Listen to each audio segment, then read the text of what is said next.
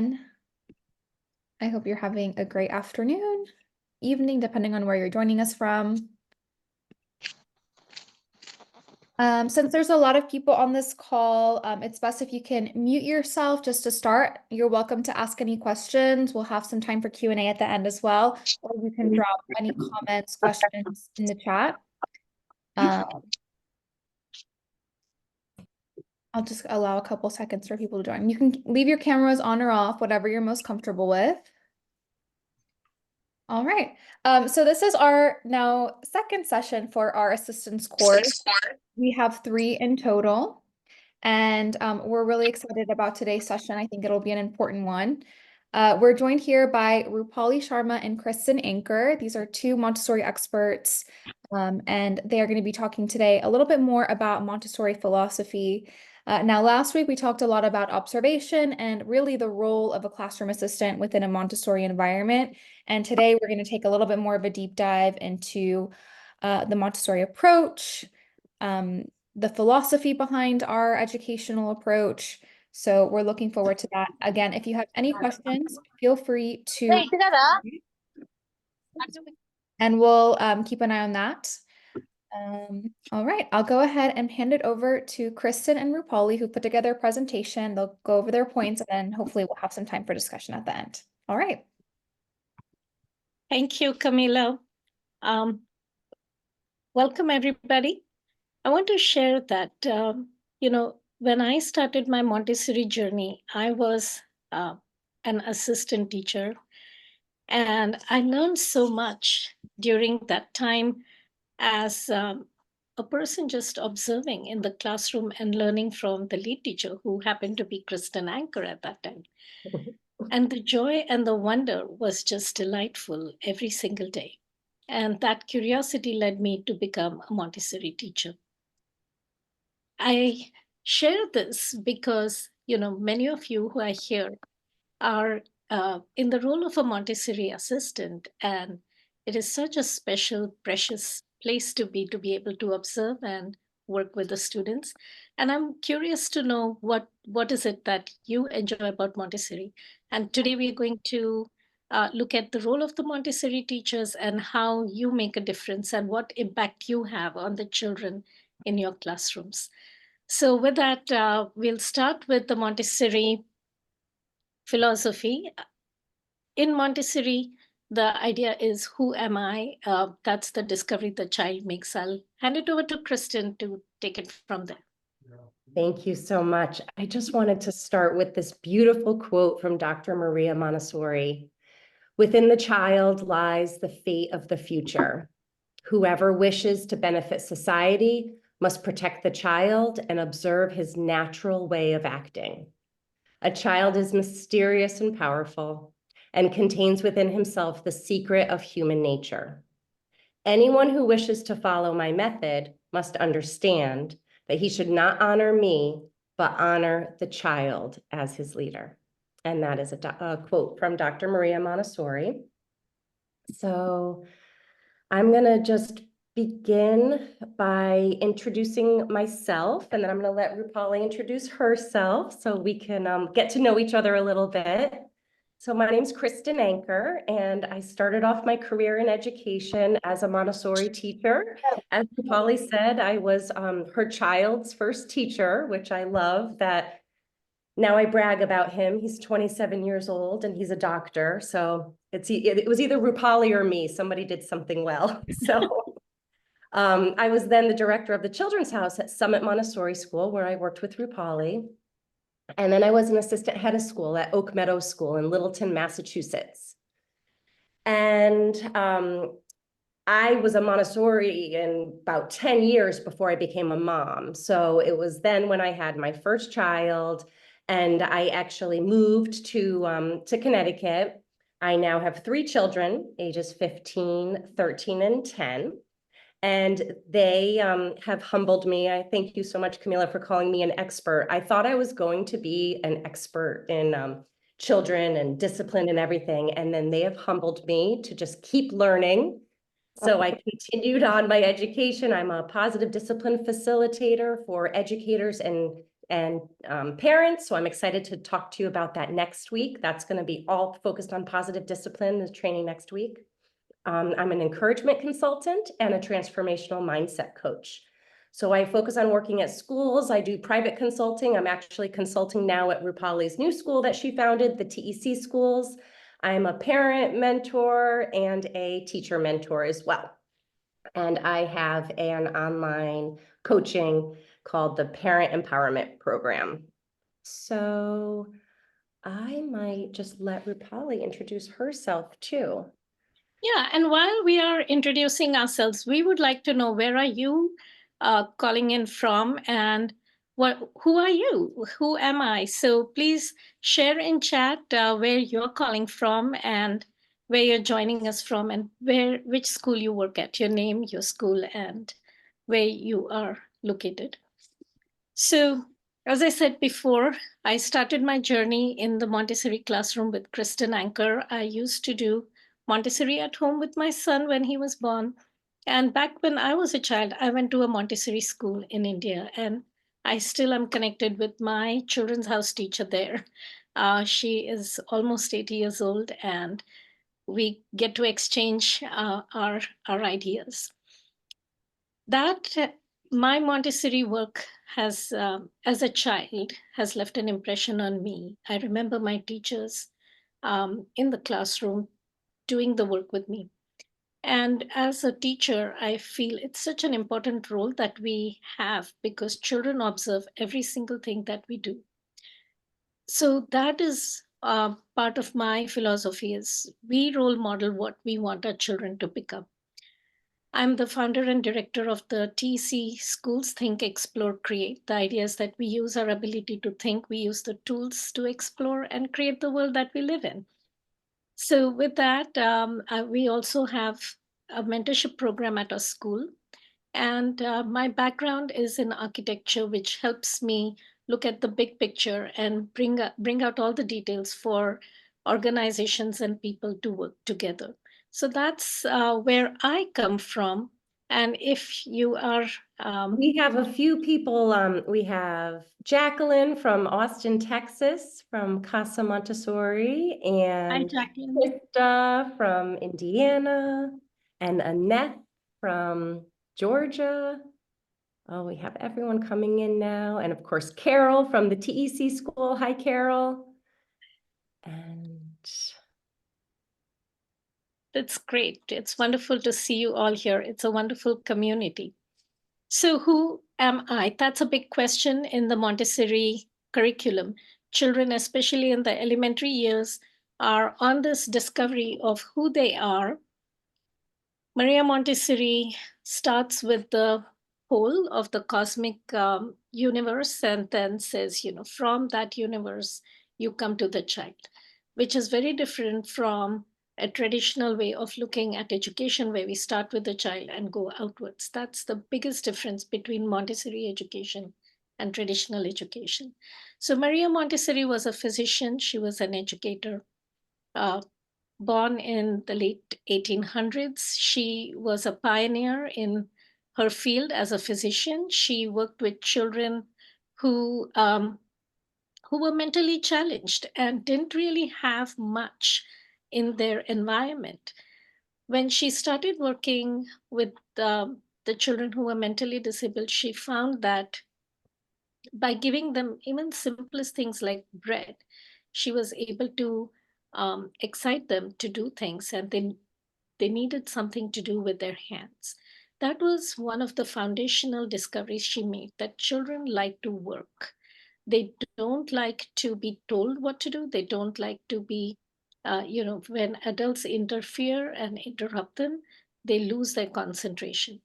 So that became the hallmark of the Montessori method. She developed this pedagogy on the human powers, and she talks about them as human tendencies in many of her writings. These human powers, I will just tell you in brief. We could have a conversation about this, a complete different workshop, but it starts with the moral development of a child. What is right? What is wrong? What is appropriate? What is inappropriate? How do you behave? How do you conduct yourself? Can people trust you? All of these elements make the person that you become. Once you have your character, she talks about knowledge, the idea that we assimilate knowledge with the power of our thinking brain. From that, she goes on to the next human tendency, is that of observation. Humans have observed, they take in information from their surroundings, and then they go to the next plane of their human tendency, which is to create. So, creativity comes as a higher order of the human potential. And the final human potential is that of imagination. So, going from your moral character to imagination is what helps human development. And so throughout history, from prehistoric era till now, we can see that humans have used these human tendencies. It doesn't matter which era, which geographical location, they've used these human tendencies to make the world that we live in, whether it's the Egyptian civilization or Greek civilization, whether it's the modern times, the human tendencies have always remained the same. So, with that idea, she opened her first school, Casa di Bambini, in 1907 in Italy. So, that's a little bit about Maria Montessori. And what we are going to do on our journey today is we're going to look at what makes Montessori unique. We'll have an interactive session, so you'll get to share your ideas too. We look at what Montessori education looks like.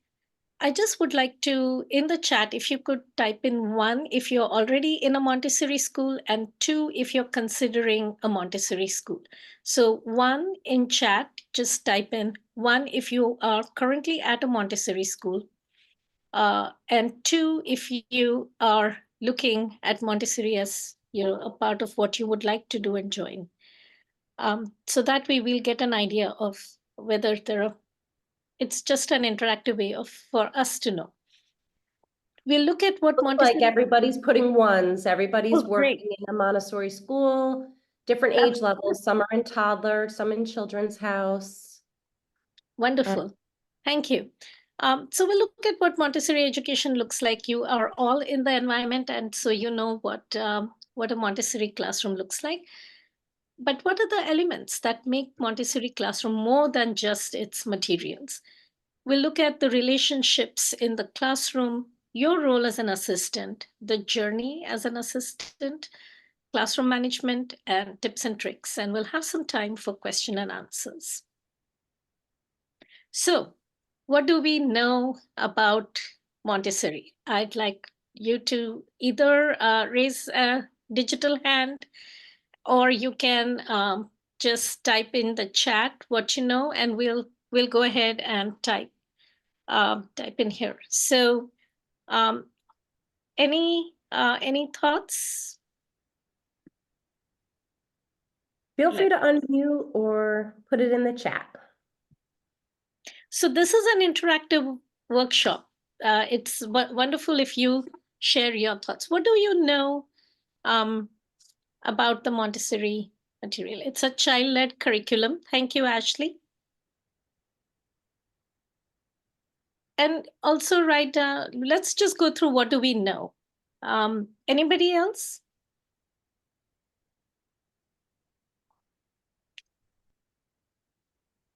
Thank you, Carol. All right. Okay, thanks, Krista, for joining us. What do we know as in your classrooms? What do you notice about Montessori?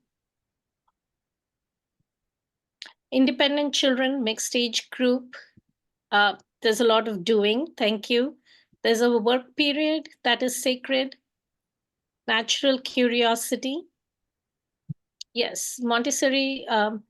That's very unique to Montessori. Is children are curious, and that curiosity is nurtured in the classroom. Freedom of learning, independent learning. There's a prepared environment.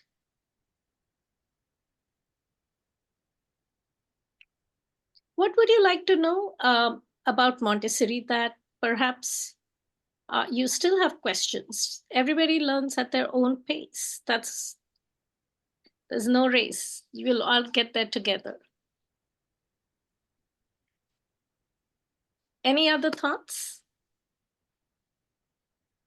Everyone is role modeling. Very true. Every single adult in the environment is a role model for the children, and the older children are role models for the younger children. Great. What do you want to know today? What would you like to know? Children develop their talents. How to stay calm in a class when everyone has different needs. Thank you. I know that at our school, a few of the teachers join under my name, so not sure exactly who that is, but how do you stay calm when everyone has a different need? Any other thoughts? What else would you like to know today?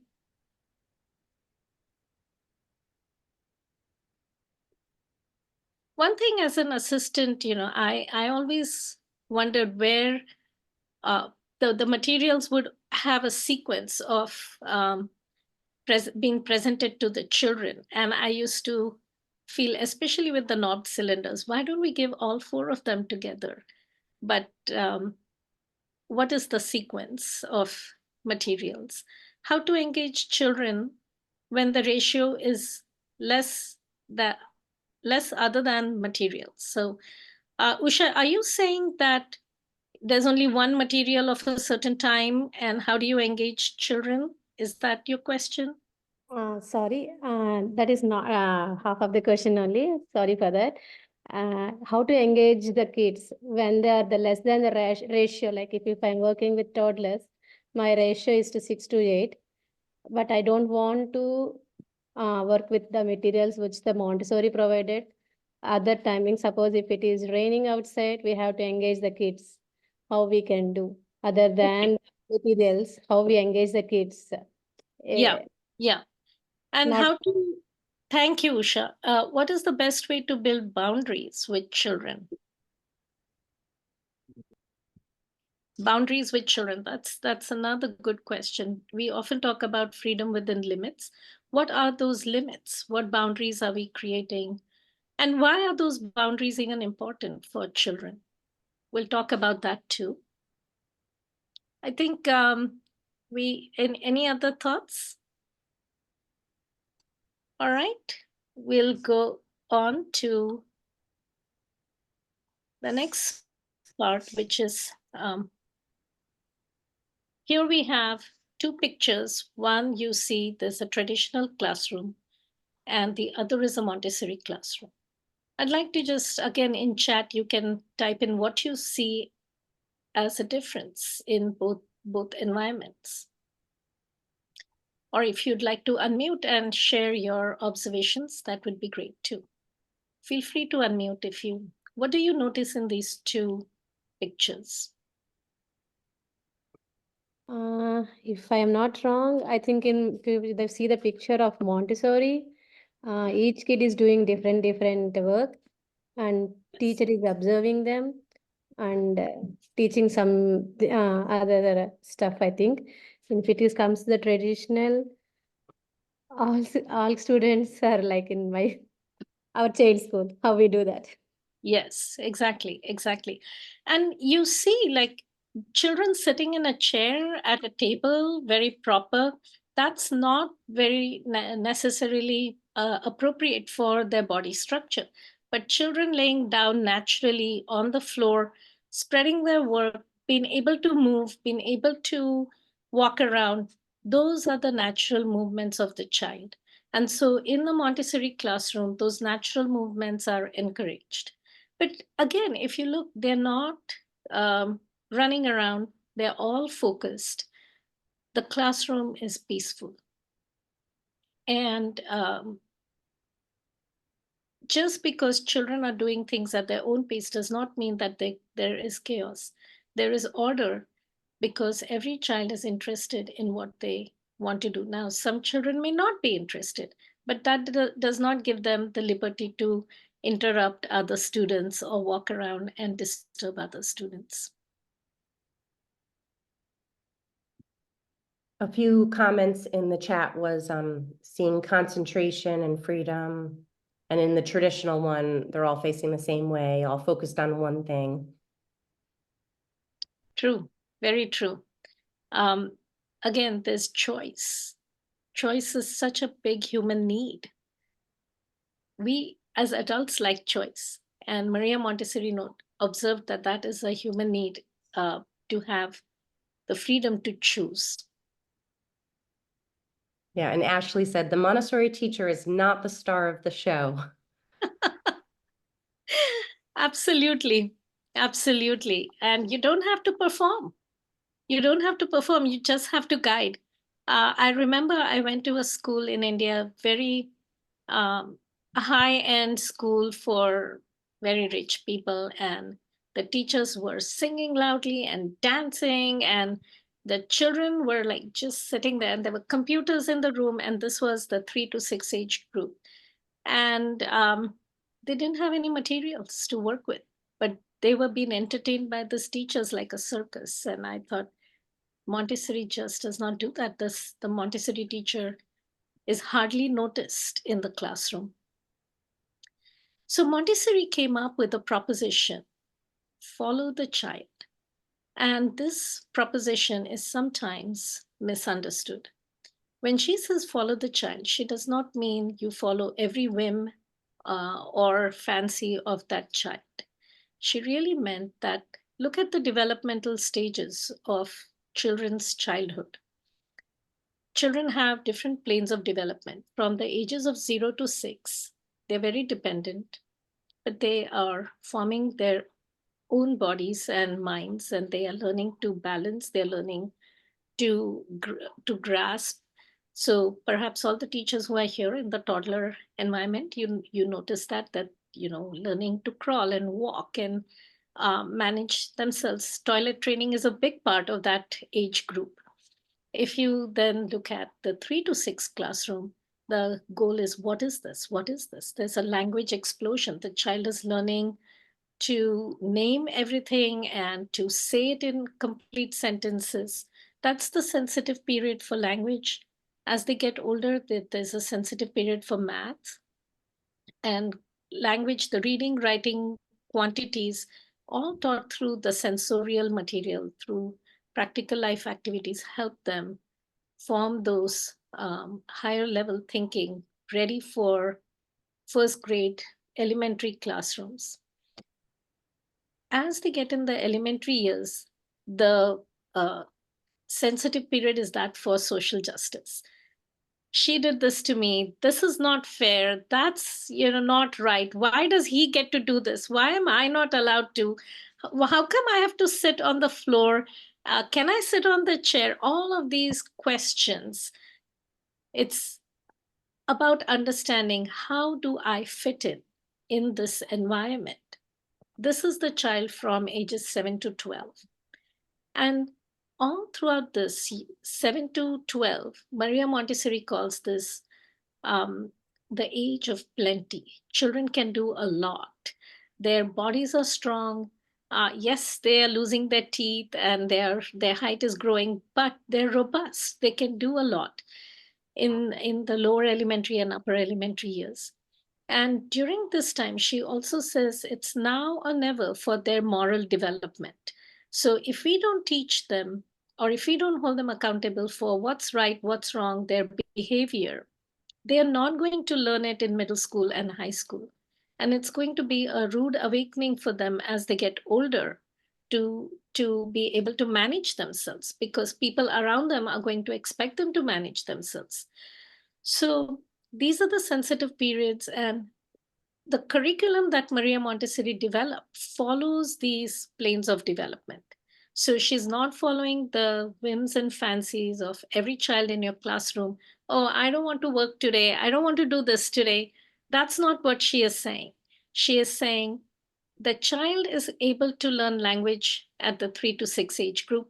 Give them a lot of tools to learn language, whether it's the movable alphabet, it's the sandpaper letters, or the tracing of the metal insets. Give them that work to do. If they are in the ages of 7 to 12, give them opportunities to have classroom meetings. Let them have conversations. Let them figure out solutions. Have a peace corner in your classroom where they can come with the problems and discuss the problems instead of just talking about it with an upset mood or, telling tales about each other. So that's the follow the child.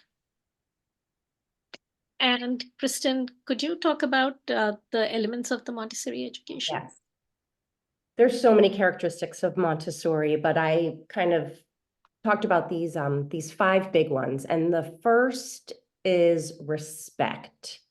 I know that maybe many Montessori schools have ground rules. I remember the Montessori school that I first worked at, we said respect for ourselves, respect for others, and respect for the environment. So we are, first, we're respecting the child, respecting their development, what Rupali talked about with those sensitive periods. We need to really just be respectful of that growth and development that's happening. Respect for the environment and respect for ourselves. And a lot of this is built in too with the lessons on grace and courtesy. So that I think is also another great way that the assistants can help out too, is by continuing role modeling the grace and courtesy lessons that that we can teach the children. The other big one that's tricky, and I'm glad Rupali already talked about it, is this freedom with responsibility or freedom within limits. So there is a lot of freedom in the classroom. The classroom is prepared, is very well prepared. There's a reason for everything, but within that preparation and within that, really, there's a lot of, I'm not thinking of the word, but it's within the prepared environment, there can be a lot of freedom. But there's responsibility with that freedom, treating the materials with respect, treating others with respect. But this allows for a lot of individuality. So different children are going to have different interests.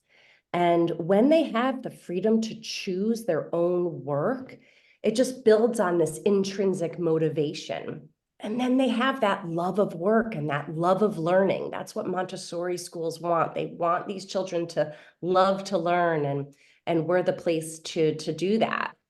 And this also really develops self-discipline, this freedom within responsibilities. And it teaches them how to be a part of a community.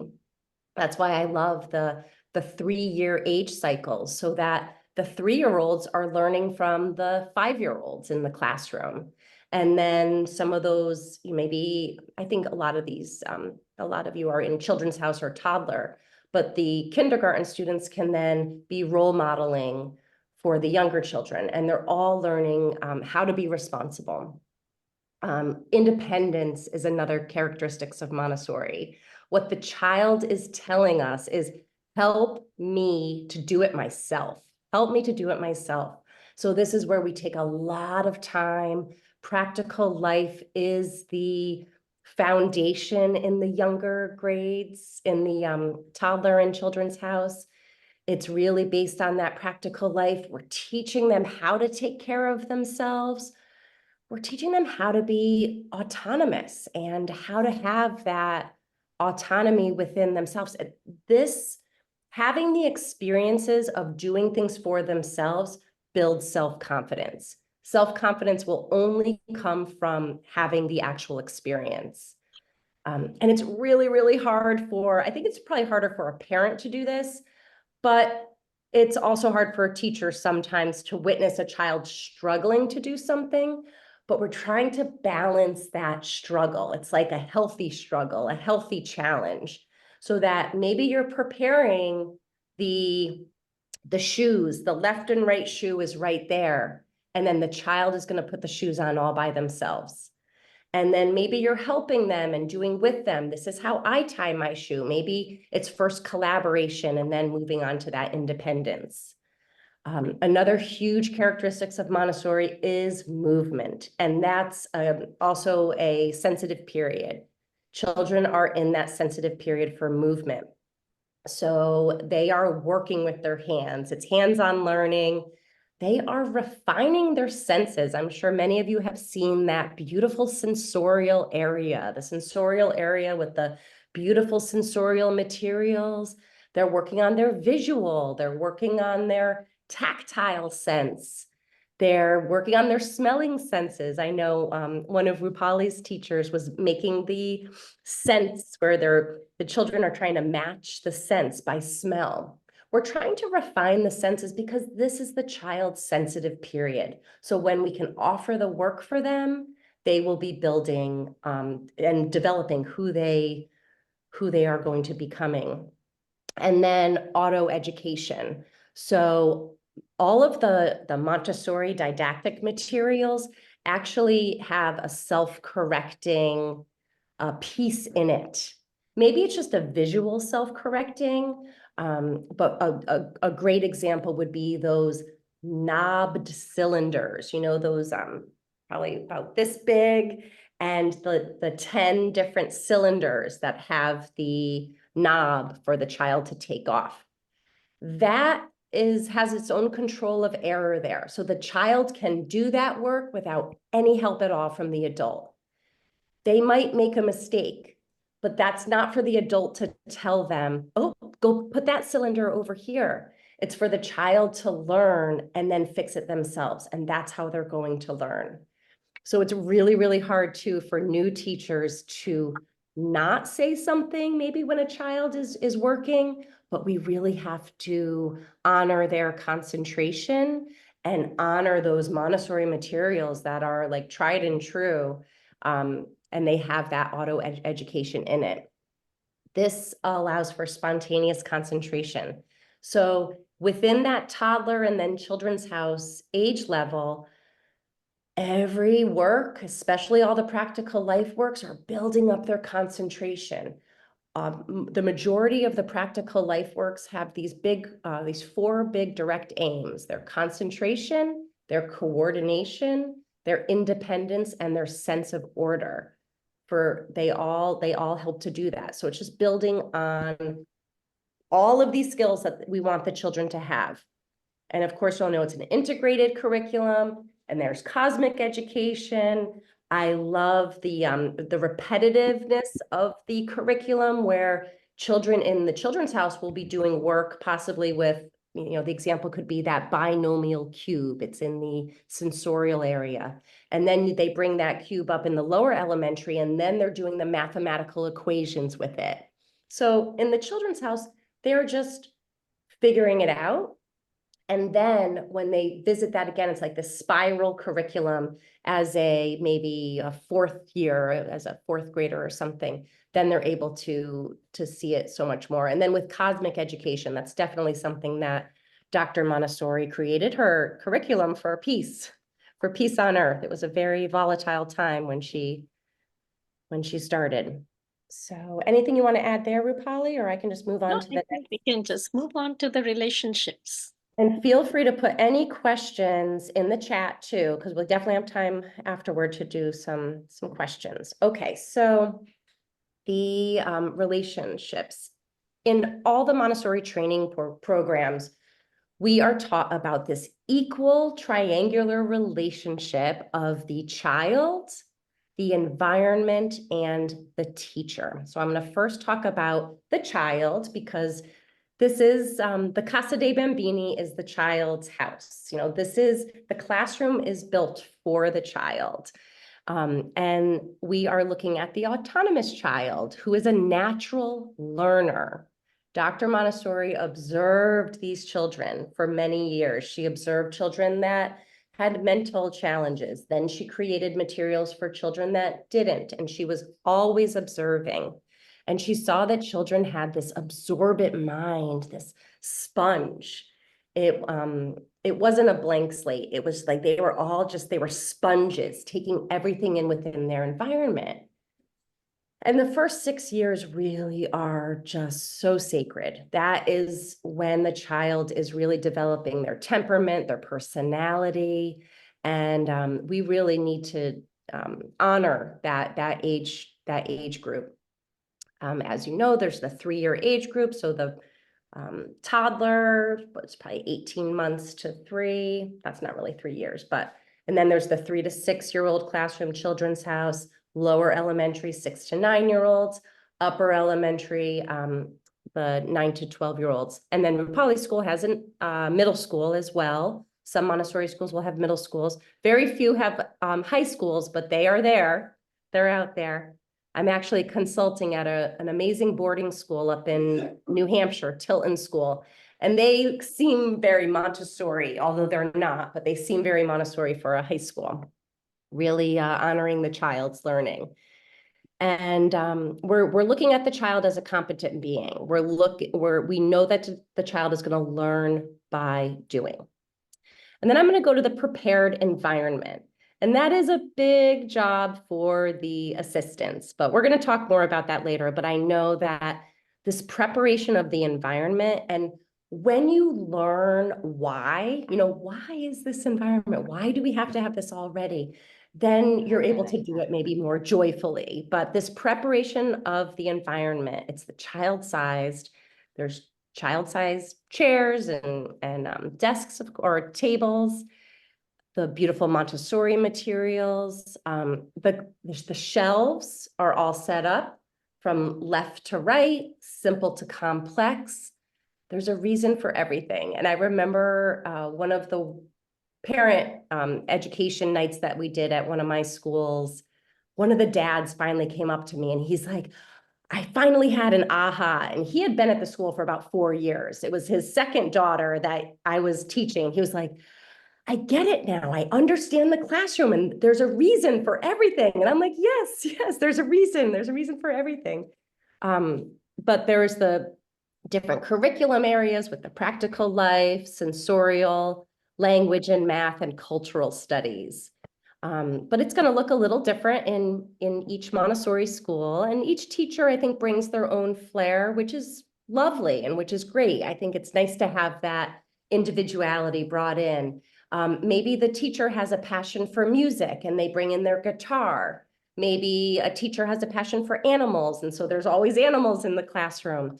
So I think that's where I love when assistants can also talk with their lead teacher about what are you passionate about, and maybe you can bring some of that passion into the classroom too. Are you an artist? Do you love to, paint? Like, what can you do to also bring your expertise into the classroom?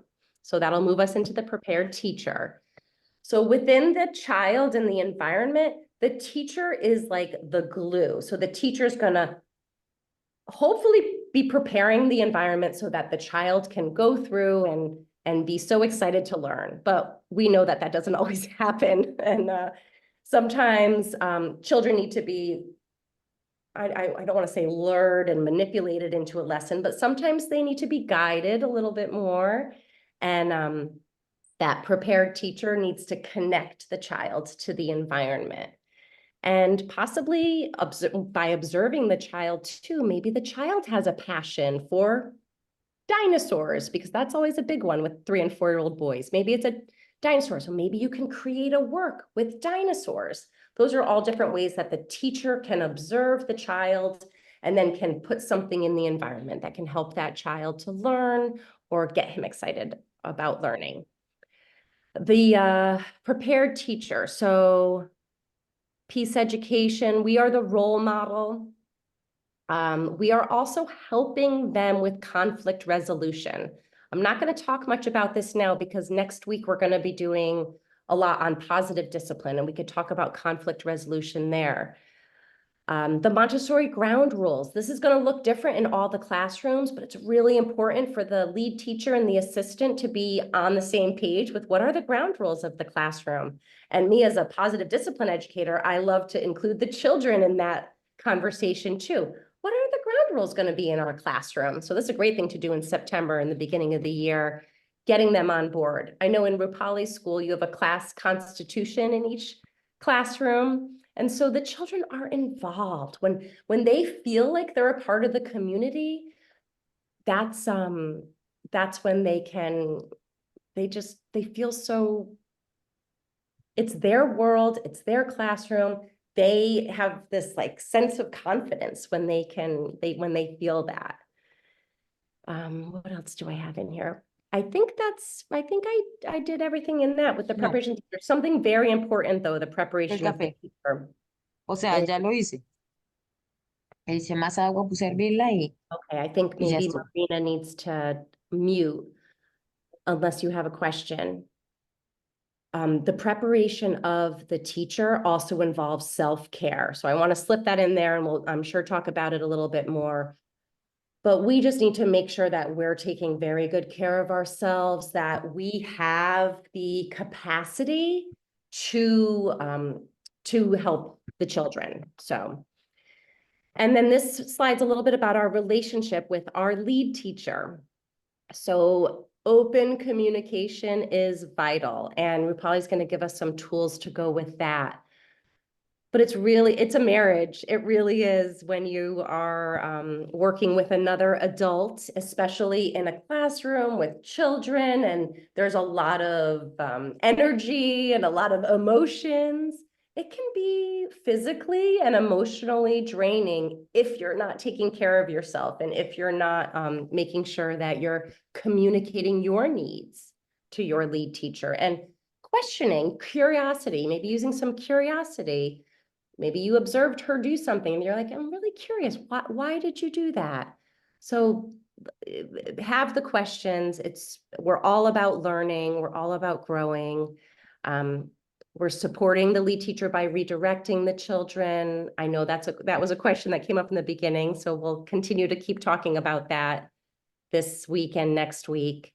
And then how you can help within the preparation of the environment and observing lessons on the various materials. I know in Rupali's Children's House classroom at the TEC school, there's a lead teacher and another lead teacher. One lead teacher is Montessori trained and the other lead teacher is not, yet they are both lead teachers and they have that respect from the children.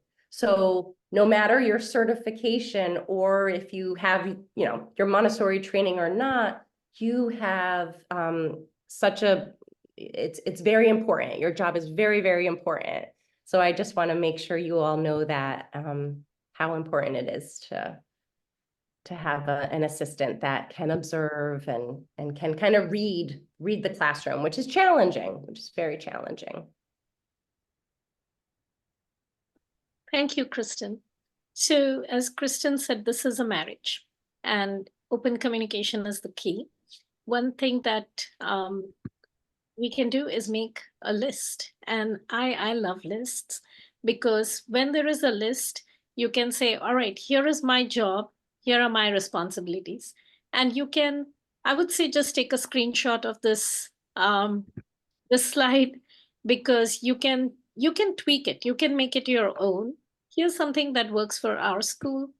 Before students arrive, you can do a few things to help prepare the environment, whether it is setting up snack or birthday celebrations, making sure the pencils are sharpened, making sure that the schedule is written on the board, or you become familiar with what's going to happen during the day. We'll talk to the lead teacher. So if the school starts at 8:15, children are coming, then the lead teacher and the assistant teacher should come at least 15 minutes to half an hour early so that they have some time to talk to each other and make a plan and stick to that plan throughout the day.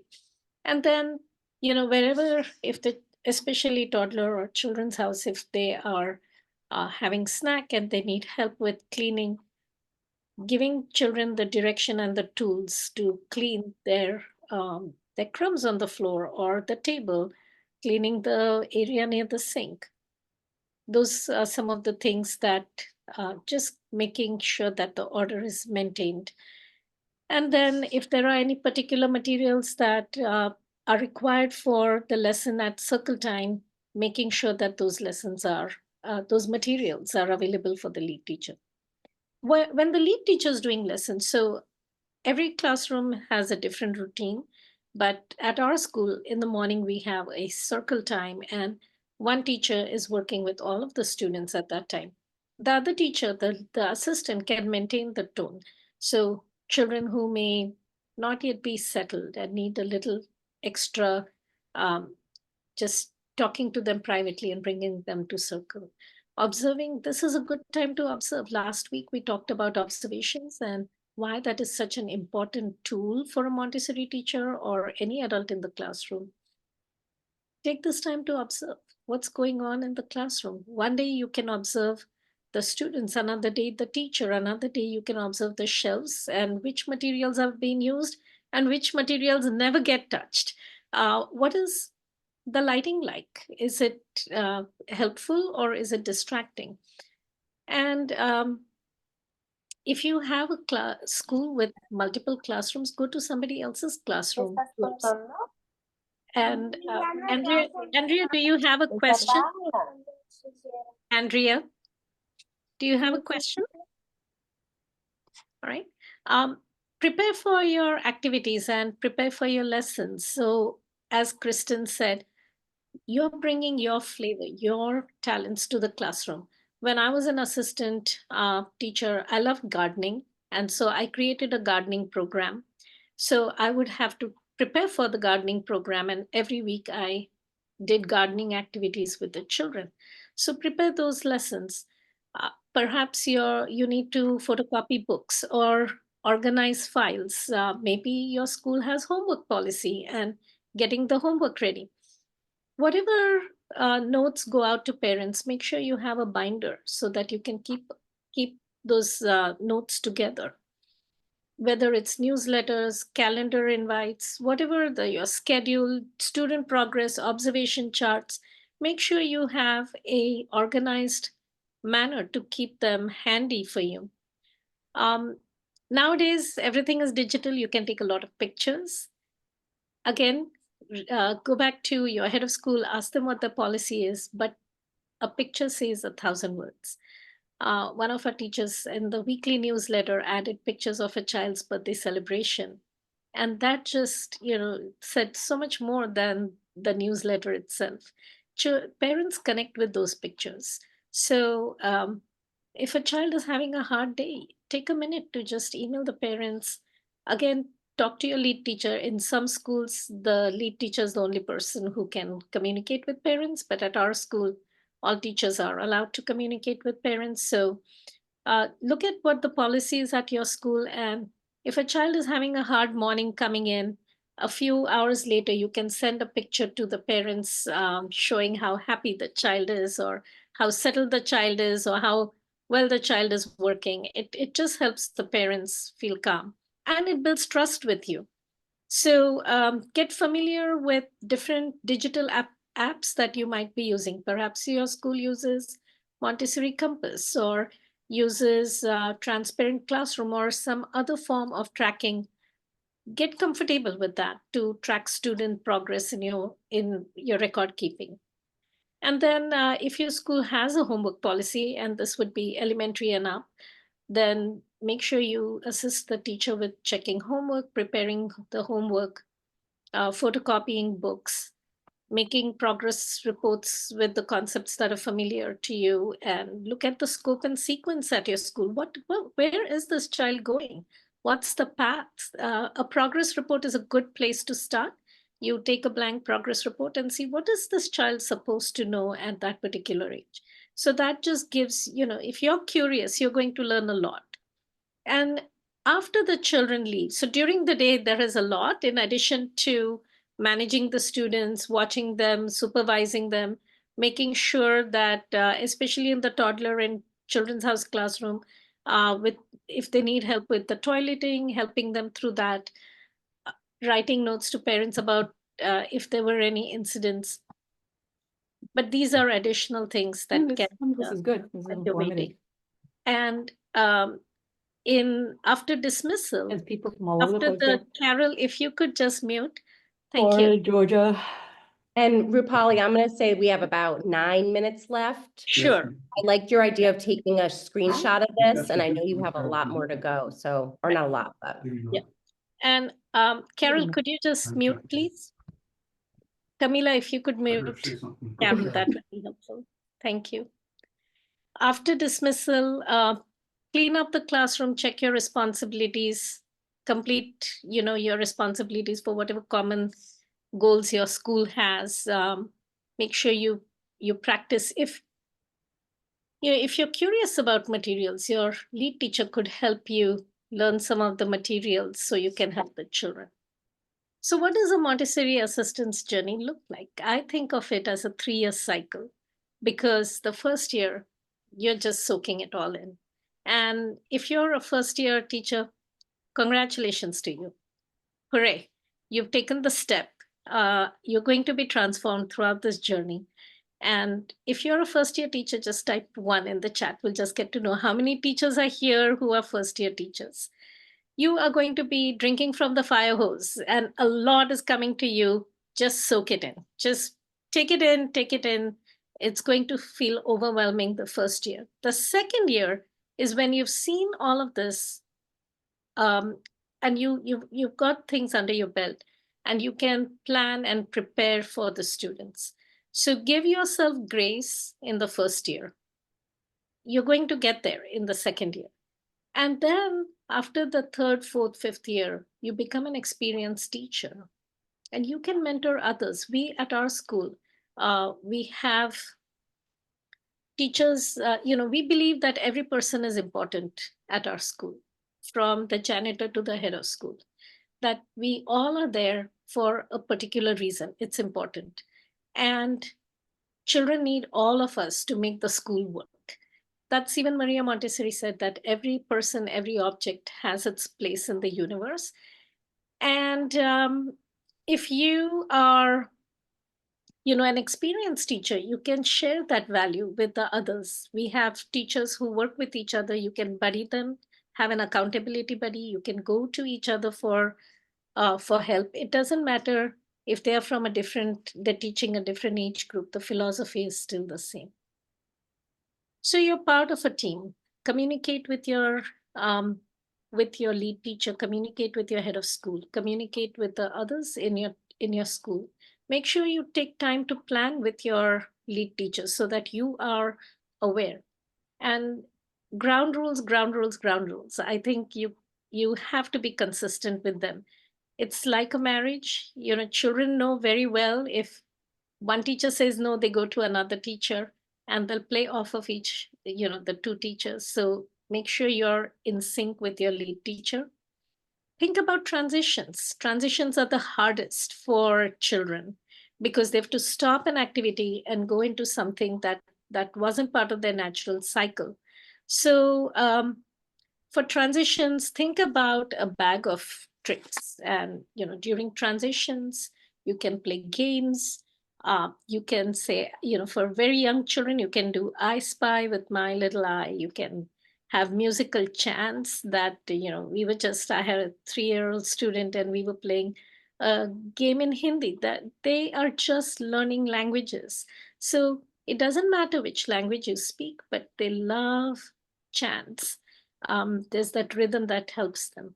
You can teach them to observe. Our science teacher put a picture of the fall animals in the woods on the board, and she said, find how many animals are there. And this is in upper elementary classroom. And there were like about 21 different animals or 23 different animals in that one little picture. You can do puzzles. You can have children reflect. You can have some movement or exercise. And I would say, what has worked for you? We can open this up for conversation. And you can share with us what has worked for you in the classroom. And how do you stay calm during when all children have all their needs? I'm going back to our questions. And I would say self-care, like Kristen said, if you are calm, children mirror your emotions. They pretty much learn by osmosis. So if you are calm, they are going to be calm. And when a child comes to you because they are needing your help, something is not working, so you can say, well, I'll tell you in just a minute if you can hold my hand, or if you can wait for me. Take a deep breath and start. I think that has helped me. And if you feel your buttons are pushed, then hand them to your lead teacher or hand them to somebody else at school. You don't have to do it all. Don't feel that you have to do it all. You have a team. So with that, I would say if you have any other questions that we haven't addressed, please feel free to unmute and ask your questions.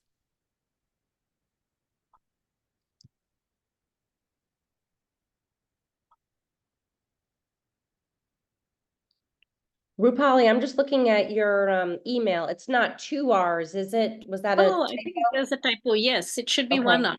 Thank you for telling me. Maybe I can even fix that now. I have a question. Yes. Rupali, could you give me some ideas for movement in a very small space, like, you know, compact, let's say? I'm very into movement, and How yeah. old are the students in your classroom? 22 at the moment. 22 How old are students. they? How old are they? Sorry, 3 to 6. 3 to 6. So, Okay. That age group requires a lot of movement, but something that could work. Yeah. You know, walking the line with a flag. Have you tried that? So if you you take a flag of a country and you can have a line marked in your classroom depending on the space you have. It could be a vertical line, horizontal, curved line. I had a very small classroom one time, and we would just go around the shelves in the classroom, but they had to walk the line with their hands behind their back or carry a flag in their hand. And when they reached the end of the line, they would put the flag down. And that became like a sacred thing. So they had to walk very carefully. That's one way. Another thing you can do is with scarves or ribbons. Yeah. With music and movement, you can do a lot. Again, I would leave the line in the class, but with music, I there was one about, you know, different musical instruments. I think it was John Sousa's March, and I forget the name of the music, the classical piece, but it's all of the instruments in. So there is the loud trombone, and there is the fine flute, and the violin. And children had to walk with scarves. If it was loud, they thumped like an elephant, and if it was a fine flute, they could chirp or fly like little birds. But you can build that slowly in your classroom, a little by little. I like that.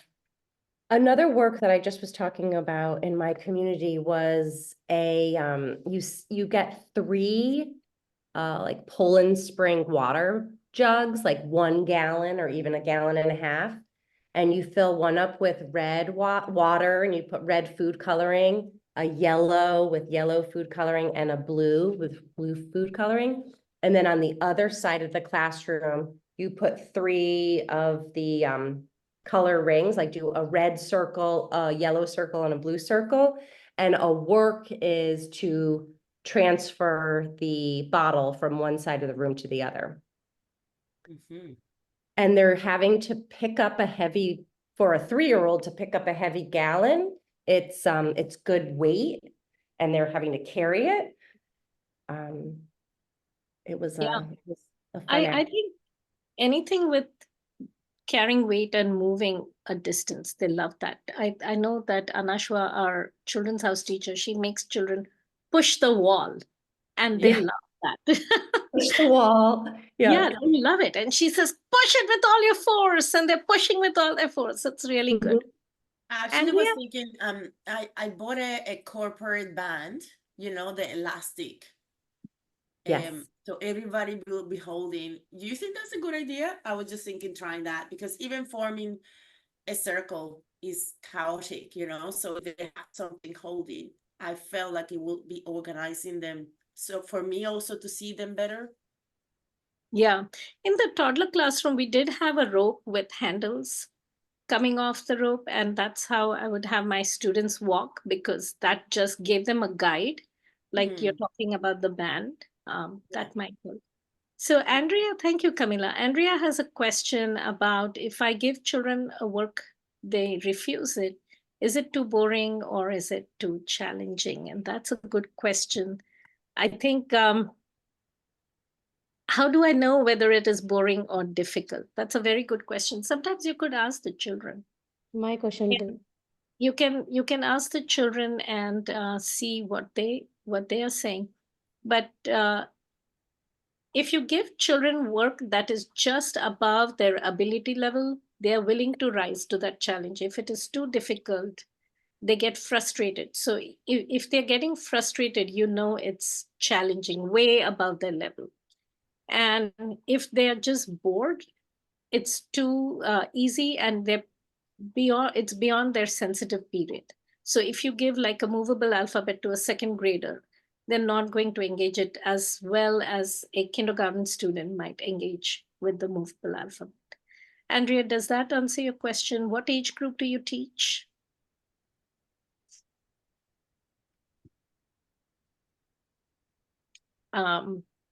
All right, so there's another question. Where can I find inspiration for new outside activities in a small space for toddlers? Outside activities.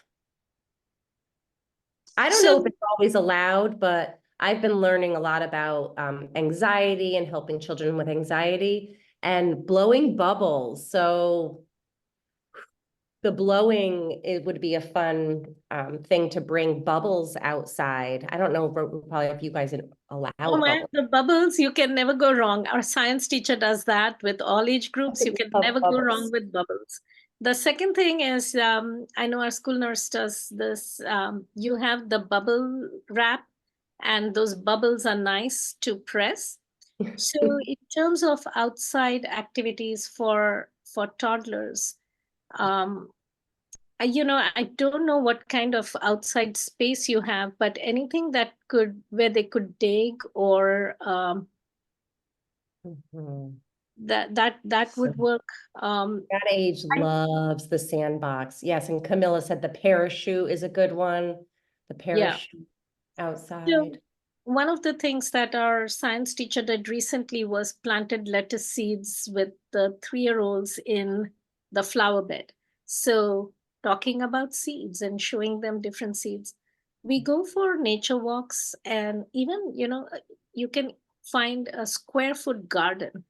You can find a lot of diversity if you just stop and look. So you can do square foot gardening where you mark a foot by a foot, and each child gets that 1 square foot to look at. And of course, toddlers are not going to sit at their own square foot, but in that they can find bugs, they can find leaves, they can find grass, they can find sand, they can find many different things. It's amazing when we focus only on a foot by foot.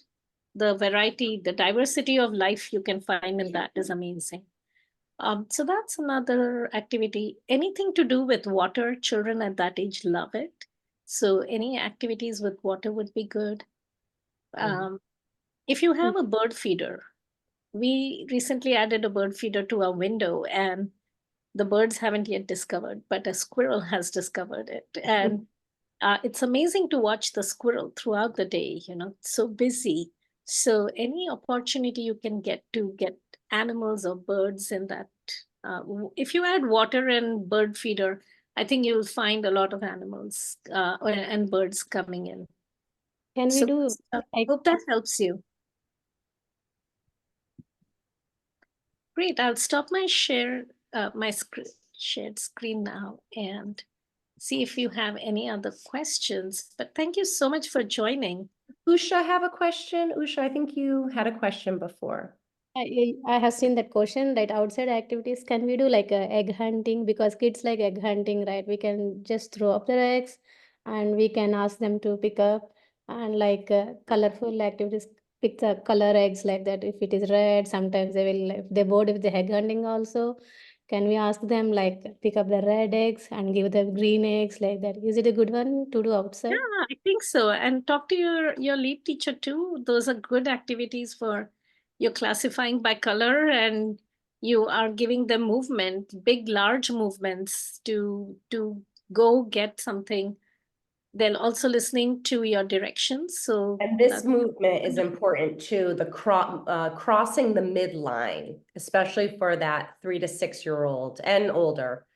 for some reason, you know, having a child doing like a Simon Says, that's a good tips and trick when Rupali was talking about transitions, having them touch their shoulder, put your hand here, put your hand, like for some reason that crossing the midline is really helpful. And if any school can get monkey bars are like the best for children. How Nice. about for toddlers? We can't go with the toddlers monkey bars. Toddlers can't do the monkey bars, but when a 4-year-old gets it, they feel like they're on top of the world. No, but a toddler, not so much. So Wonderful. small question in that you explained before, suppose we have any circle time and some kids won't, they don't show any interest in going, they want to walk around the class. So my question is, if I am the working as assistant teacher, my lead is so cool. I am very happy to work with her. And my question is, suppose if a lead is not there, like in fall break like this, no lead is there. So how to make them ready to work with them, and how to engage them. Sometimes it's really tough to me. Sometimes I'm still learning how to make them and how to convince them. Yeah. Can you? And you said you're in the toddler classroom, right? Yeah. Right. So with the toddlers, I think the best thing to do is hold their hand and guide them to sit next to you. They will observe you, and if they we have a young child who at that age they're just walking around and watching everybody else do the work, or sometimes not even engaged in what you're doing, and you can have them sit. You can give them the choice of choosing a work while you're doing the circle, but they're sitting close to you, so you can keep an eye on them. Okay. Thank you. Wonderful. Well, thank you everybody for joining. I think this was a wonderful group, and I wish you all the best. It's one of the best things we can give to children is our time and our gift of lessons. So thank you and good luck. Thank you so much, Rupali and Kristen. We look forward to having you back next week for our final assistant session, which will focus on positive discipline. I think it'll be a great conversation. Tomorrow, this recording will be available, so you can always watch it back and take notes from it or reference anything that we've discussed. And if you're watching the recording and you have any questions, you can reach out to the email that Rupali shared there on the final slide of the presentation, or to me, and I'll make sure those questions are shared with the community and answered. All right, I'll see you back next week.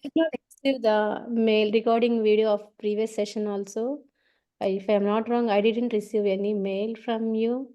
Okay, I will make sure, let me see, I'll make a note here, your name, so I can make sure that it's sent to your inbox. And Camilla, I'll just add too, because you guys do a fabulous job. I was looking on your YouTube site. There's another great workshop that you did about 5 months ago for assistants. Okay. So they should look on that. I watched it and it was very well done. A woman from India.